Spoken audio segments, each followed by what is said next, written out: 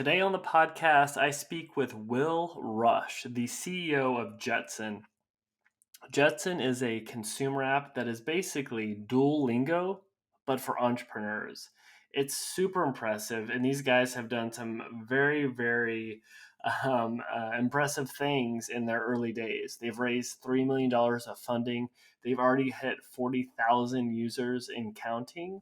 And it's a really fun episode. We talk about one, how he got those for 40,000 users. We also talk about how he was able to raise $3 million from Madrona Ventures, the same company that was the first money into Amazon. And Will gives two very good pieces of advice when pitching to founders. So if anyone's looking or to venture capital firms.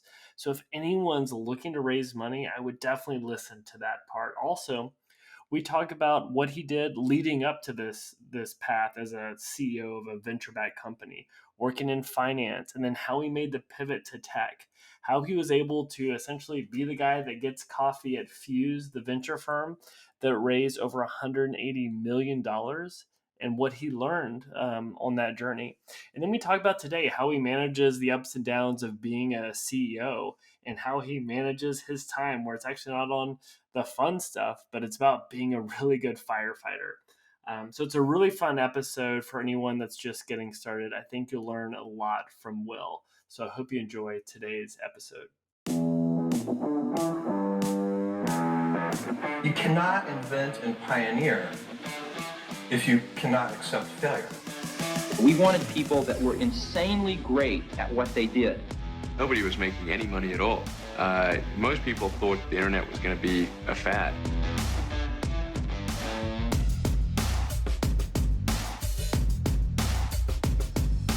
All right, Will Rush is here today, which, by the way, you have a great sports name. You should have been like an NFL wide receiver or running back or linebacker, but unfortunately you are not, and you're on this podcast now. I appreciate that. Yeah, and I'm talking to Will. It's late April, and his wife is due with his second child any minute now. So hopefully we can make this happen before you get the text. So I will not be offended if you're. I've got my phone close by. Don't worry. Yeah, that's when your priorities change real quick. But Will, do you mind just the real quick version? I think I want you to just say, who you are, but tell me about Jetson. What is Jetson, so people have context of why we're talking today? Yeah, the 3-word version is Duolingo for entrepreneurs.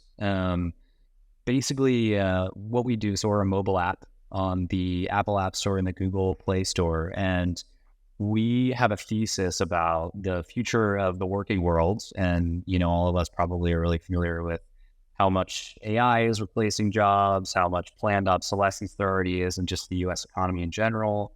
And so our whole thesis is that more people have to become entrepreneurs. They have to, do the one job that AI hopefully won't replace, which is being a business owner.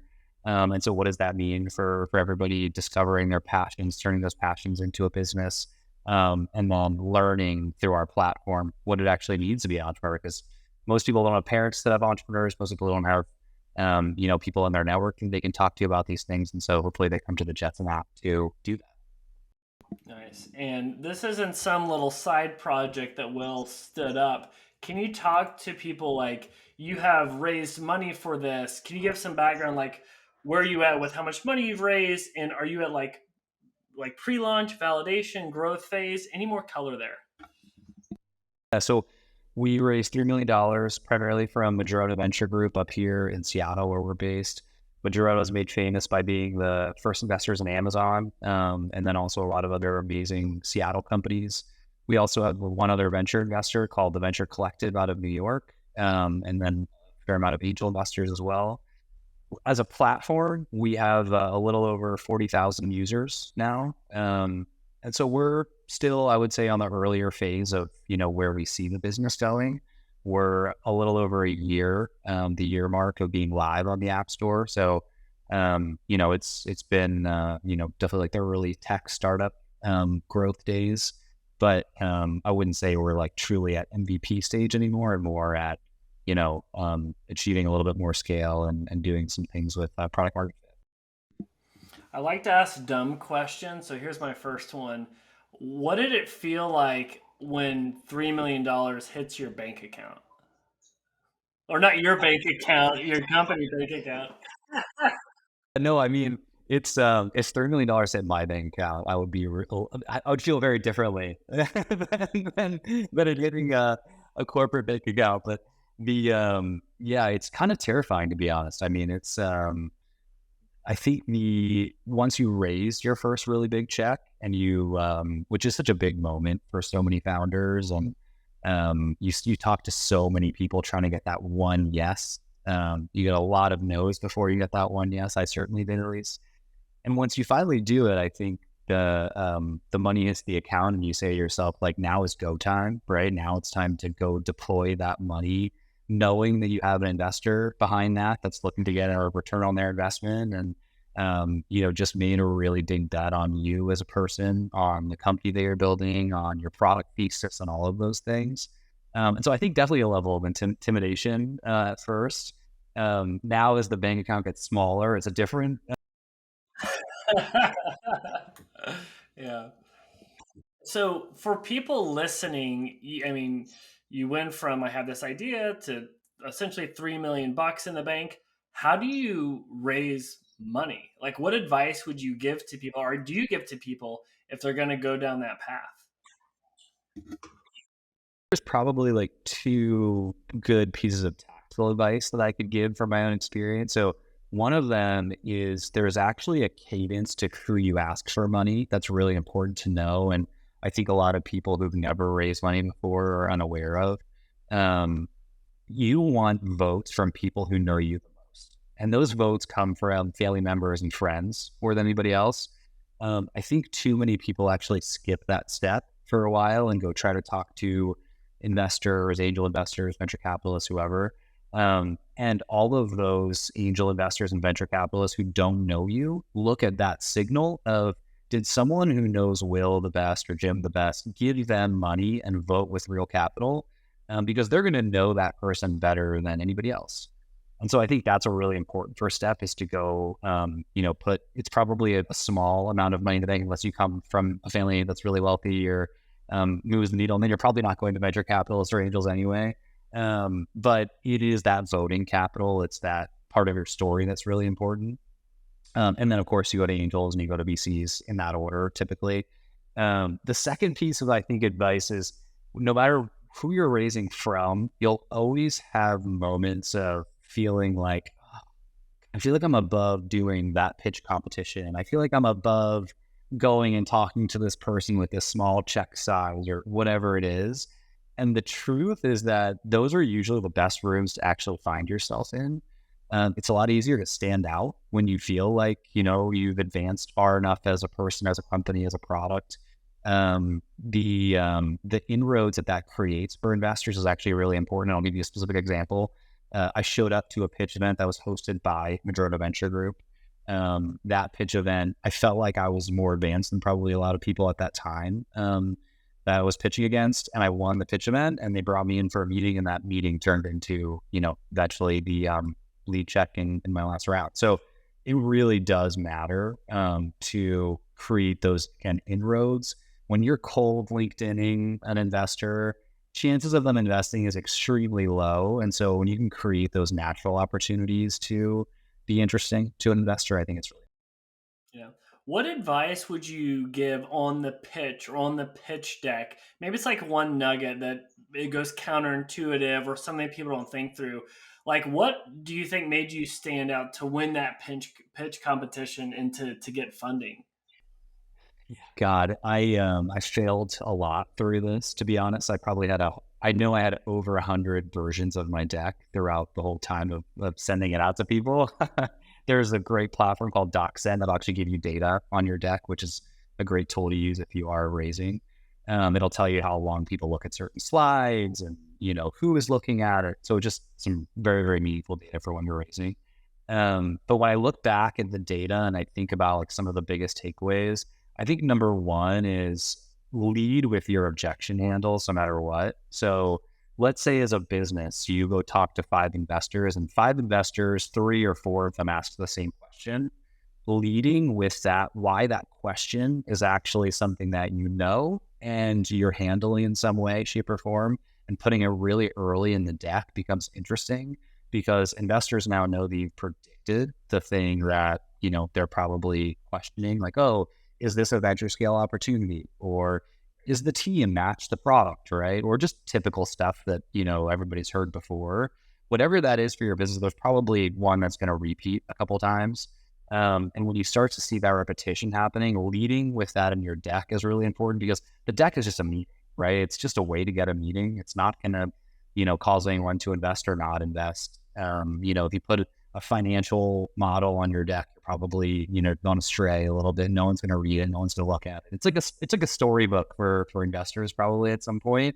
And they want your story to make sense. And they also want your story to handle the things that they're a little bit concerned about your company or your area or your industry or whatever it is. And so handling those is really important.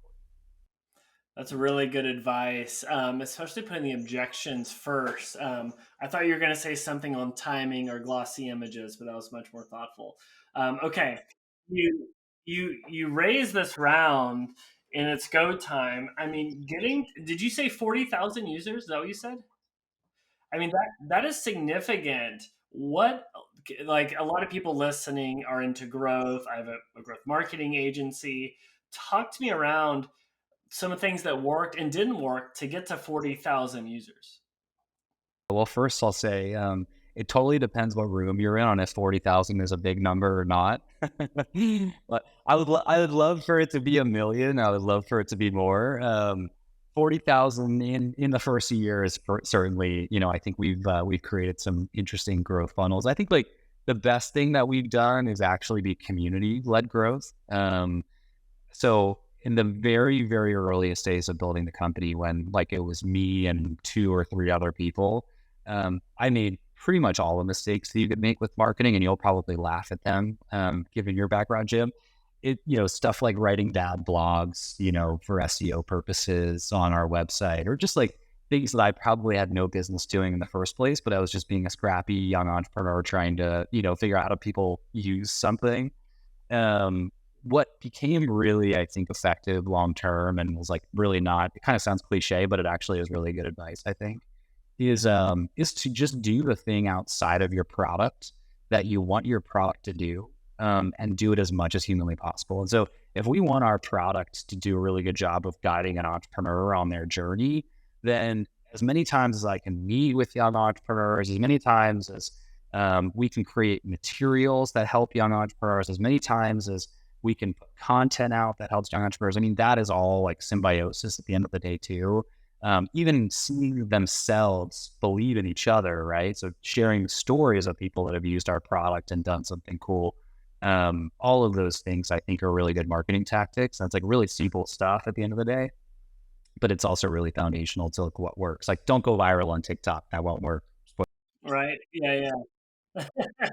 Yeah, just go viral. All your problems will be solved. So trying things like, with SEO content maybe didn't crack the code, but leaning into community. Like, can you go a level further? Like, what does that mean? Are you getting into offline communities, online communities, or you're creating your own kind of community where people kind of refer each other and you create a viral loop? Yeah, so we have like a full, I would say, spectrum of like completely unscalable versions of this, all the way to like, pretty automated, pretty scalable elements of this. But I'll give you like a few really tactical examples. So we have a program that we put on 4 times a year for student entrepreneurs, and it's basically like Y Combinator, but for high school and college students. And that program is completely unscalable, right? I mean, we bring in a group of kids that I personally mentor and coach. We bring in some other founders who also come in and give speeches or do Q&A or even coach them personally. We also bring in some like, investors for a demo day at the end of the program. And so that program, what it does for us is 2 things. Number one, it creates really strong relationships and probably super users with every single person that runs through that program. It creates great stories for our brand and our product, obviously. It also creates a very organic referral network, right? Someone telling their friend about Jetson or something. And then lastly, and maybe even I think most importantly, it gives us amazing product feedback because everything that we're doing outside of the app, we're always trying to put back inside the app too. And we learn a lot of those things from running that program. On the other side is like, some of the stuff like we have a podcast, for instance, or, we do a lot of like digital marketing stuff, putting, thoughtful content out there, hopefully content that no one's ever seen before, which is like, centered around young entrepreneurs, someone that just started we actually just interviewed a kid 2 weeks ago that started a business at Stanford in college and that's freshman year of college and sold it to a company for $10 million. And so those stories like really haven't been told because those people are so young a lot of the time. And age is usually this thing that people like don't associate directly with credibility or success. And so we usually get to be the first ones to tell that story. And so those are the more scalable things that we do. Yeah, I think the other thing that I'm picking up is when you know your audience and persona and your customers so well, it can make the marketing so much easier because you're like, oh, I know exactly what they want. Because when you go too broad, man, it's so hard to try and be everything to everyone. It's such a recipe for disaster until you get to some insane scale. Very cool. Um, so you chose a consumer app as the business model and the product. It turns out that might not be the easiest business model to scale. And we'll get into your background because it's super impressive. Talk me through. You chose this game to play. By the way, you're doing it very well. You raised money. You're on this path. But walk me through the pros and cons for anyone listening when you're going down the consumer app path. What that means. It is absolutely business on consumer tech is not a sexy place to be from an investor perspective, from a lot of perspectives. To your point, I mean, it's a lot of my experience. And so I think as a founder, no matter what, leading on the experiences that you have is pretty important for whatever you're going to do. In consumer, I think the thing is that maybe I didn't actually know until I really did this job in consumer tech is that there's a really interesting truth serum to building a consumer tech product that I am absolutely addicted to now. And so that's my favorite part about it is that, I think there's probably a pretty good thesis for B2B SaaS products having price insensitive customers most of the time. And sales happen a little bit differently, probably in happy hour or something.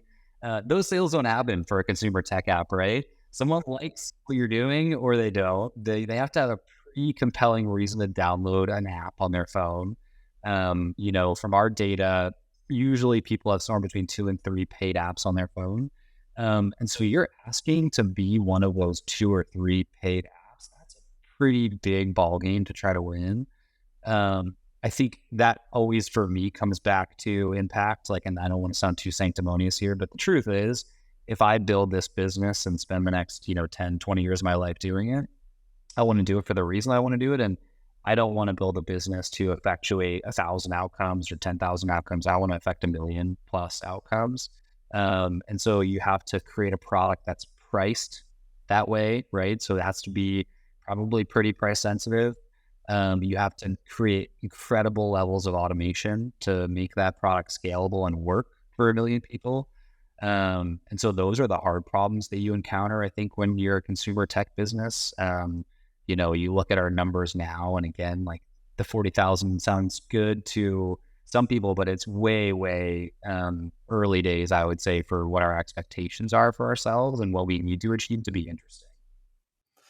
Very, very helpful. And I think giving that formula of if you're going to do the consumer app, the kind of boxes you need to check, which is very cool. And for people listening, I would really like, even if you're not the persona for Jetson, I would check out the app just because the onboarding is quite phenomenal. And much like Duolingo, it's a new way to learn because, we can all agree some of the ways learning is done is a little antiquated. This is phone first. It's very much short form content, very snackable, digestible for those when you're with your phone for 5 to 15 minutes. Like I did it just to play with it, and I was like you gamified it where I was like hitting these next levels. So it's a really an impressive product.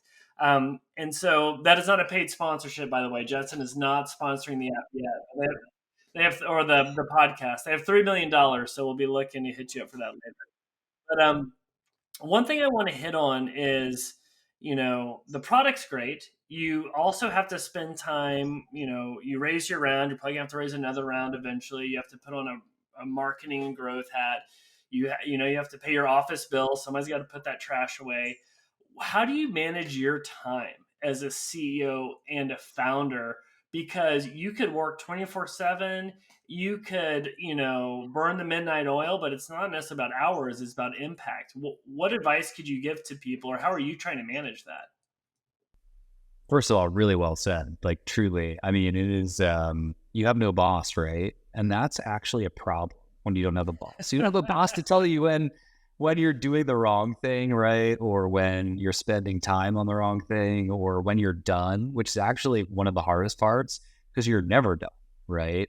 I think in the beginning, I spent a lot of time obsessing about like the word that I misspelled on page 3 of the website to remind myself that there was a diminishing returns of any of that, and that no one was probably reading that word on the 3rd page of the website, right? And so I think there's a lot of like self-awareness that hopefully is born out of like the founder experience. And I think now what I would tell myself day one with like specific to how to spend your time is like truly finding fires. It's advice that's been out there, I think in a lot of different ways, but your job does become being the person that's like right on ground zero of whatever is the most critical problem at any given time. And so as much as I love like our great growth stories or people that love our app or all those things, I actually get to spend very little time on a lot of those things because those are what's going well, right? And so when things are going well is really where you have to be spending a lot of your time and solving those harder problems. I mean, I'll give you a specific tactical example. We had a really big problem with the content on our app because we have a really high standard of the quality of that content. And so we said to ourselves, like, how do we get humans out of this funnel? And we've been trying to use AI for like a year to help us create content on the app. But the truth is that AI, whatever you're using, whatever language model, even the best ones, still leave a lot, I think, to be desired when it comes to true content creation and end content creation. And so, like, I spent the last month of my job really trying to fix bottlenecks and break down every single part of our content creation process and add layers of automation that makes sense while still having that really, really high quality standard for everything that we put inside the app. I mean, those are the kinds of things that I think, like, as the founder, you're tasked with doing. You're tasked with doing the stuff that's usually really unsexy. I probably do more admin than anybody on our team, and that's just like that's the job, right? Yeah. Oh my gosh. And that's the thing, like the admin stuff, wow, it just compounds in ways you don't even realize. And it is so sad how like the most dumb task can suck half of your day away. And you're the CEO. You can have a bigger impact on the business than anybody. Like we kind of accidentally lucked into a chief of staff that can take those on, but it took me like 6 years to really understand the impact of that because yes, you can work because someone my COO put it this way. He's like, we have the $1 million task, the $1,000 task, the $100 task, and the $1 task. Executive team members need to be up here. And the sad thing is, I'm actually really good at some of those $1 tasks and those $100 tasks. They actually bring me a little bit of joy, and you're comfortable. And so we always kind of go through that where it's like, okay, you got to get out of your comfort zone, focus on this thing. The other thing that I've struggled with, I don't know about you, it's like be effective, not efficient because we have some process nerds. I love making a really nice Zapier integration, everything flows. But like you said, there's points of diminishing returns. It's like, okay, great. A contracts get signed and you tell customer service, that doesn't move the needle. Like roll up your sleeves and go out there to that event and network or do whatever. But yeah, I like had to write that quote down. I was like, ooh, that one hits close to home. Yeah. So talk to me around what's the goal here, right? You've raised money from VC firms. You didn't just raise them from like the bank that wants a small little return. What's kind of the next few years look like? Yeah, I mean, the even bigger vision, the version of Jetson that I rarely pitch is not just being Duolingo for entrepreneurs, but being Duolingo for careers. And really what that means is having a safe place to try on a career. We chose entrepreneurship because it's sort of at the cross section of like these two things for a lot of young people. One is high career interest. People, want to be entrepreneurs because they think maybe I can retire early. Maybe I can be my own boss. Maybe I can have a lot of autonomy. Maybe I can have a really big impact in the area that I want to have an impact in, right? That's why it's an attractive job. At the same time, it's also really information scarce. There's just not a lot of entrepreneurial, high quality content out there, right? And that's because not a lot of people become entrepreneurs. Not a lot of people have parents, that are entrepreneurs. If you want to go be a software engineer, there's 50,000 code camps out there, right? But there's really not for entrepreneurs, not that same support network, and there's definitely not, when you're in high school or college too. And so that's like our small thesis within this much broader thesis about being a place to try on careers in general. Do that at a small level right now is through entrepreneurship, because we think that that's what this generation is most interested in, and also where we can help the most. But I think there's also a bigger thesis there, longer term. If we could be the place that people go to be curious in the same phase of life that they're spending hundreds of thousands of dollars on, undergrad, that maybe they go get a job out of undergrad or out of high school that kind of sucks, and it takes them 3 years to go figure out that job sucks, and then they're kind of pigeonholed on their next career because it has to be kind of similar to their first job, and they find us first, and they can go on kind of in a really safe way, be curious, and then they can mobilize that into their career. That for me is success, and doing it for millions of people. That's amazing. I love that idea of trying on jobs, because I heard someone talking the other day around, you get at a young age you get exposed to soccer and baseball and swimming and all these things, but like, hey, how do I get exposure to investment banking or to this? It's like, well, you got to get the job and then see if you like it or not. And there's no way, kind of like with Duolingo, you can test a language. Here you can test careers. So that makes total sense. Okay, so I want to kind of rewind and talk about Will pre CEO of Jetson. Kind of talk us through, earlier in your career, what kind of led to this point. And go as far back as you want. You can go to your first job. You can go back to your first steps, whatever you would like. I'll go back to like college days. So college days, I think probably like most college students, I was just trying to make my parents proud, put a paycheck in the bank after college, make it worth, having a good time in college and my parents' money to, go to a Get the four-year ROI. university. Yeah. Yeah, right. And so I think I just kind of did what most people do, which is like kind of check the box with one of those good jobs that, your mom gets to be happy, at book club with her friends or something about. But I really probably wasn't listening to like what I cared about that much.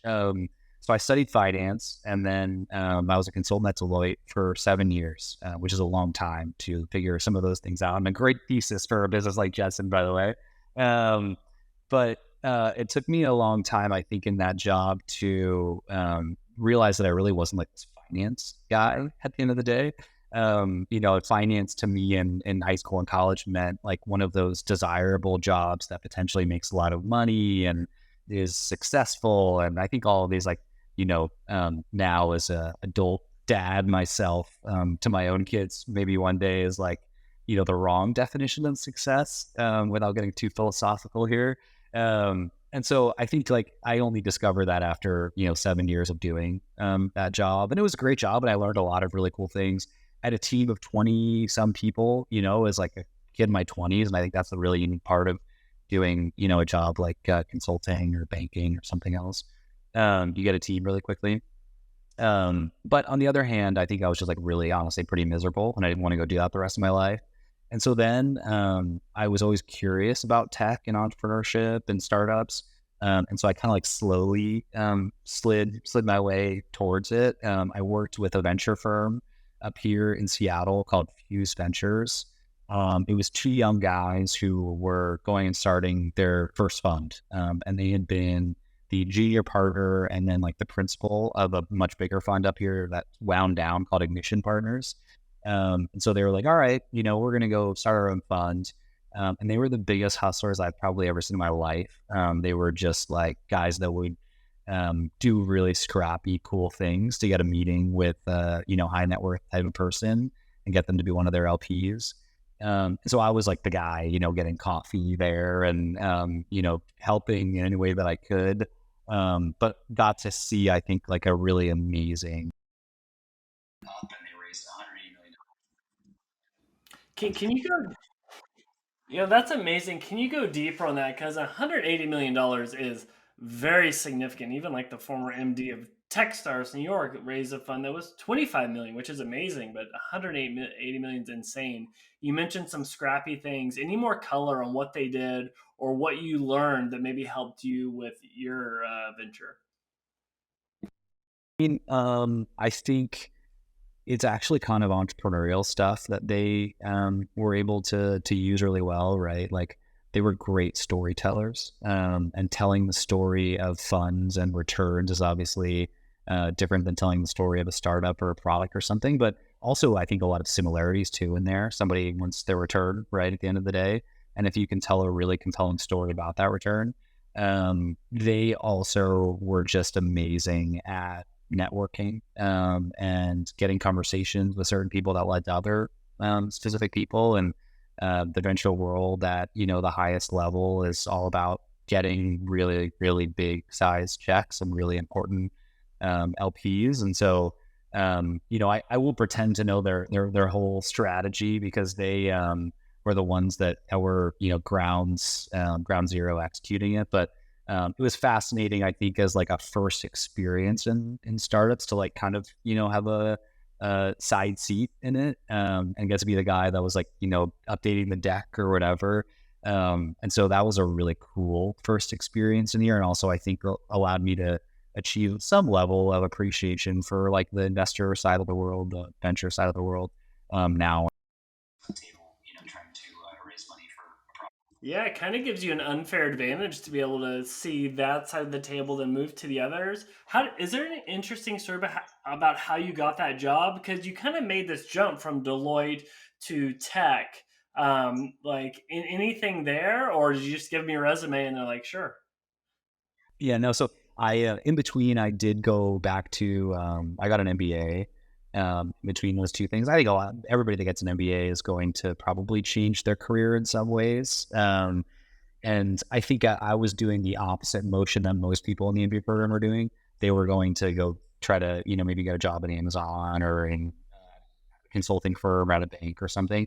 And I was running like 1,000 miles per hour away from that world. And I was just like, there's something else out there. I just have to trial some things. Like the part of the story that I didn't fully tell is I tried a lot of things before I, worked that venture while I was an MBA student. I like did a job with the Seattle Kraken back before they were even called the Kraken.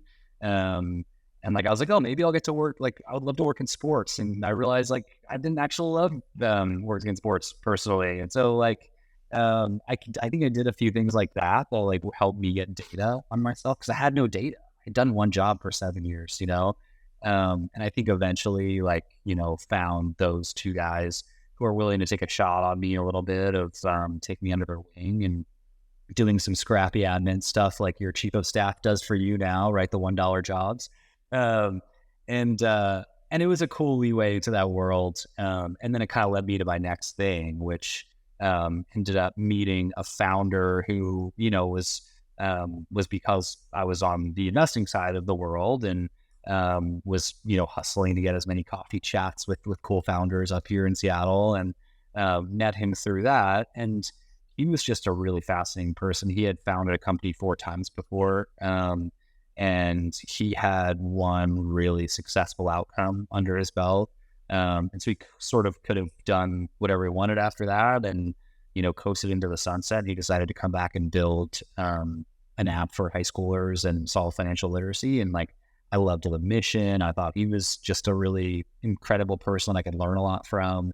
And then I also, at that time, I think again, was like sunsetting the Will is some finance person. And actually, I think I get a lot more joy of being on their side of this table and like going and building the product and being the operator. And so a little bit of luck just in finding that even. But yeah, and then I worked under him, and like I think I got a taste for what that early stage version of a company is and what venture scale growth looks like, which is completely different than any other world and the expectations that you march to. And then I kind of, I think, had that moment in life where, you know, I didn't have kids yet. And I was like, if I don't go do this now, I don't know if I'm going to do it in the future. And so I think I had that moment of clarity of being like, hey, you know, like it's time for me to go for this probably now, but I can't talk myself out of it and, you know, give myself a bunch of excuses later to go do it. And so I, you know, then it was me and a computer and a lot of ugly months in the first couple, you know, days of founding Jetson and building a thesis and the team and everything else. And then I think somewhere in that was actually like what Jetson has become now. Yeah. And the other thing I think that founders, especially ones that raise money, I think they realize, but maybe don't, is like, let's go worst case scenario. It doesn't work. Guess what? Like you got like a triple MBA going through that process. And it's usually like the second time founders that do something amazing, or the doors that get open from this are unreal. And I think it's hard to like understand that or quantify that, but I see it quite a bit, which is really cool. Um, I do have a question. This is going to sound like an interview question, which maybe it is, but that's fine. Um, like, I'm always interested with founders that raise money and build impressive teams. Like, what's their superpower? And sometimes it's hard to answer. It's hard to even know what your own superpower is. But what do you think that is? And we can talk about your strengths and weaknesses as well. Feel free to throw in a weakness. But like what do you think it is that allows you to get good talent and raise funding? Yeah. I think any founder that probably gets to the VC investable level, I would just guess, and maybe I should know for generalized, but I would guess, you know, 95% plus, get self-aware enough to know that they're probably bad at most things, and that they're dangerous at maybe two or three things maximum. And like, I'll even be more specific than that. Like, things aren't marketing or, you know, building a product or something. Like those are really broad categories. I'm talking about even like more specific things. If you could break down a company into like 30 categories, into like, you know, the Cheesecake Factory menu even, most people are probably only capable of like, you know, a couple of dishes, and doing them well. And so I think for me, what like the, like in this experience has borne out of it is that there are probably one or two things I always knew I was really good at. And that's like truly like storytelling, being the face of the company, having, you know, I think like bringing a vision into something that people can digest and understand. And so I think like that's obviously really important for putting money in the bank and talking about venture capitalists. I think it's important for a brand as a, you know, from a messaging perspective, from clarity and marketing. I think it's like sort of corollary to a lot of things. I think number two that I probably didn't know actually before I did this experience was, I think I'm a pretty good like community manager, builder, whatever you want to call it. I think I naturally like am a giver as a person. I'm happy to give my time at, you know, probably my wife's frustrations to a lot of people all the Like, I'm time, you watching the know. kid again tonight. Yeah. Yeah, well, I think like that is a good instinct for community building because it really does become about that resource of time and taking the time to be there for somebody, taking the time to go do something, to show up, whatever, to listen. And so I think I'm you know strong at that. And then I think like there's this this element of like team that probably would be like my third version of this answer, and it's having a lot of patience for execution. And anybody at a startup is probably executing 90 to 95% of things I've never done before. That's just the truth. What how startups work. most of the time. Even if you have somebody who's a great marketer, for example, they are probably great at marketing for 100 or 1,000 or 100,000 person company. And so they probably had a, narrow to really narrow version of marketing. Now they're tasked with like just like marketing as an ambiguous wide umbrella term, right? And it's like, what does that mean? So you have to have a lot of patience of like kind of going through that journey with them and listening and like helping people through some of that process. And I think that kind of goes down to like being a little bit of a guardian, and being there for people's growth just as much as your own growth. And like, I think I do get more joy out of other people growing than myself. I think that's definitely something to me that's really important about our success. Yeah, I love that point on people are probably doing something that's very new to them. So it's like having that context as you're managing coaching or even like pushing them, right? But no, very cool, very thoughtful. So the last question I always like to ask is what is the nicest thing anyone's done for you in your professional career? Man, the nicest thing someone's ever done for me. I'll sound cliche when I say this, but I think actually like be there for me and listen to me um, through really positive and really negative moments of life. Like if I think about the best mentors that I have, or the best peers, or the best team members, or whatever, it's the relationships that are there to kind of like have the same reaction to when things are going really well and when things are not going well. I think there's probably a few people that I could like draw a circle around and say, every time I see them, I'm usually on the roller coaster and in some point in the roller coaster. And I think the nicest thing that that person has done for me is to actually be like almost, steady through it all. And I think that that's actually kind of the nicest thing, because a career is like this no matter what, for any job in the world, entrepreneur or something else. Sometimes your career is crushing it, and sometimes your career is not filling the needs that you have for it. And having somebody that's like there for you no matter what is happening, and sort of to be a listener, I think is a really underrated thing. I mean, it goes back to being an entrepreneur. I think like you have to make somebody else your boss, right? Because you don't have a boss anymore, and so you have to make other people your boss and kind of force a few boss type relationships. And so having those people there, I think, has been super important. I think of a specific advisor I have that, on good days, we're talking about like, just intricate product stuff, and we're, riffing on a new release. And on bad days, like, we're talking about like, what's being a dad today mean, or what do whatever else is there, right? And so I think those are like truly, it sounds philosophical and cheesy, but I think that actually is really honestly like the best. Yeah. What could you give a little more color on your coach or person you meet with? Is this someone that's specifically like a CEO coach, a startup coach, or like maybe it's that like a little bit of life coach? Because it's for selfish reasons. I'm always trying to evaluate who's the right people to have in your life to play that role. Yeah, this is a guy.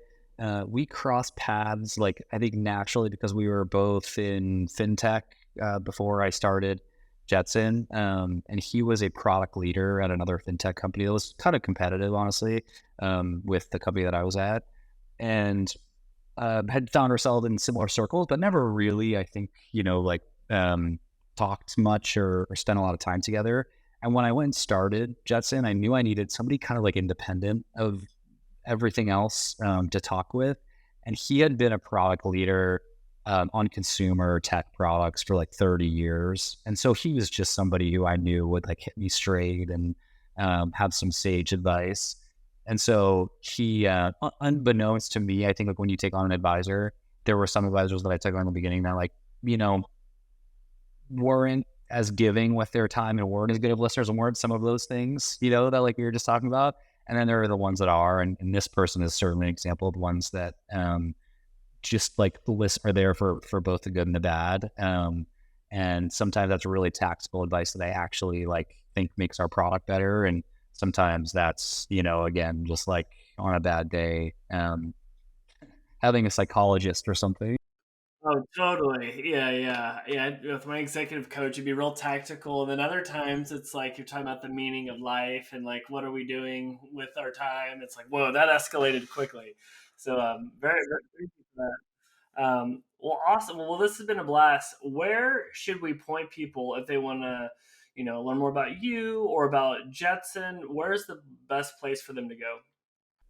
Yeah, well, I'll replug a thing that you said earlier, which is that even though we sort of started in this student entrepreneur bucket, we've actually found that a lot of our users are now trending continually upwards in age.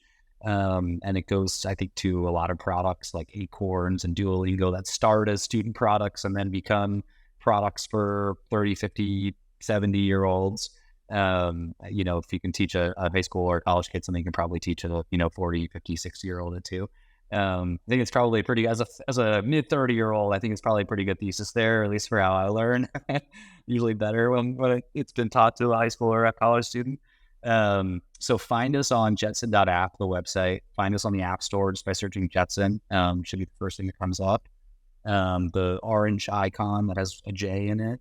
And then you can also check out our podcast if you want to. Our podcast is called Dorm Room Disruptors, all about student entrepreneurs. And then you can, of course, always LinkedIn me personally too, if interesting, and just Will Rush on LinkedIn.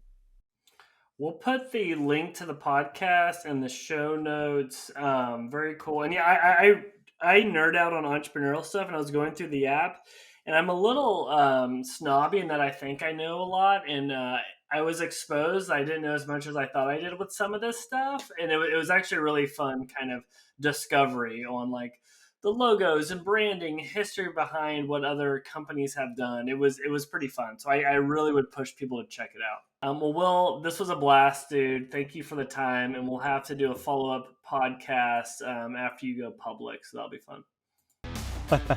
Thanks for having me, Jim. It was a blast.